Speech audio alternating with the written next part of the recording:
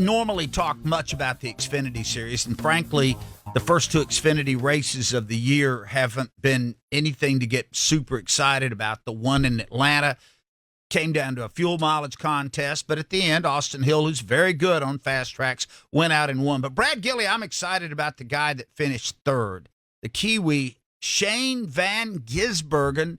Now, I think he was 12th at Daytona, and he backs it up in an Xfinity race with the third-place run at Atlanta. Is this happenstance, or is this real? He was in a third-place car at Atlanta on Saturday night, just to be fair. You know, he drove through some stuff, and he ended up finishing well. But that being said, throughout the course of the night, and I had the good fortune to have him in my section of pit road during the PRN broadcast, you could watch him just get better and better and figure things out more and more. In fact, he was another one of the drivers over the weekend that got on the radio and said, yeah, I'm having a good time. But the amazing thing, especially with a driver who is new to our sport and new to this style of racing, his communication on the radio was somewhat minimal, and it was all productive in what we need to do to make the race car go fast and what he was feeling and all of that. But also hearing his spotter, Frank Denny, talk about, help him get around the track. Here's what you need to do here. Here's what you need to do there. Learning the drafting style of racing. And he picked it up pretty quick, and he picked it up in a big way. The result is fantastic. That's not where they raced all night, but the results are there, and they're fantastic. And I can't wait to see what happens this weekend at Las Vegas with him. This is why I love Brad Gillie. Okay, this is why I love that analysis right there, because he's exactly right. The driver that started the race, the Shane that started the race, is not the same Shane that ended the race. He got better and better, and you could visibly see him getting more confident, getting better, understanding what the side draft was, understanding what the car was. And you're right.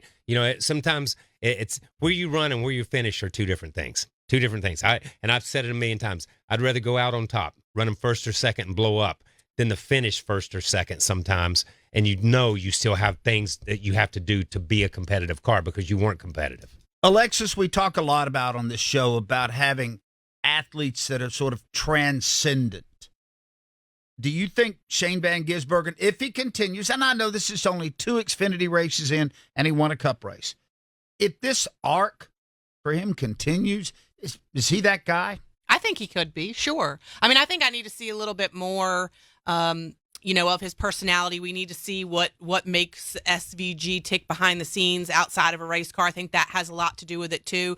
But just the storyline and his trajectory has just been upwards. I mean, he hasn't had many setbacks, and he comes from a series, the Australian Supercars, that are very similar to stock cars. So he has an advantage there, too. When you think about other people who have come from other series to NASCAR, there's a bit of a connection there.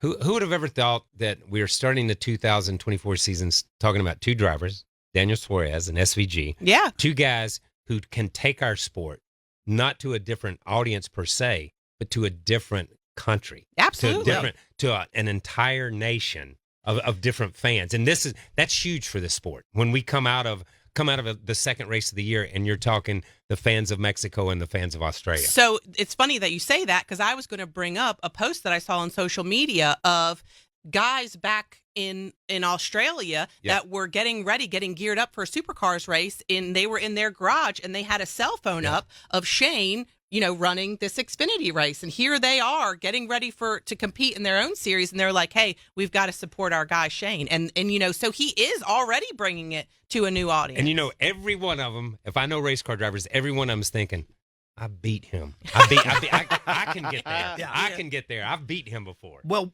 Ross Chastain worked the broadcast booth for us Saturday. And by the way, he is fabulous. Yeah. I'm a little bit of a fanboy for Chastain. Sorry. I guess I'm too old for fanboydom. But anyway, I like the guy. I like the moxie he brings. But he kept talking about Brad Gillie. He said, it's just not fair. He goes, for no more experience that he has, that Shane van Gisbergen shouldn't be this good. He made that point 3 or 4 times. Yeah, you know what? He's a good race car driver, and I think he proved that when he came over here and won the Chicago street race, last year. But you know what? He came back, and then he ran, if you remember, the Truck Series race at Indianapolis Raceway Park, and didn't really do that great. I mean, he finished mid-pack at best, but then ran the road course at Indy and had a top 10 finish. So he's a good race car driver. He's with a good team and obviously with a good program. And what they have at Kaulig Racing, remember, we saw pretty much everything that came out of Welcome, North Carolina dominate that Xfinity Series race. From Jesse Love in an RCR car to Austin Hill winning in an RCR car. We saw SVG with Kaulig very strong. Josh Williams didn't really get the opportunity because he wrecked early in that race, but AJ Allmendinger was out there. And let's not forget Parker Kligerman with Big Machine Racing. He was running in the top 3, top 5 most of the night as well. So Shane was also in a very good car, but the biggest thing, he did something with it, and he finished strong, and he made something happen.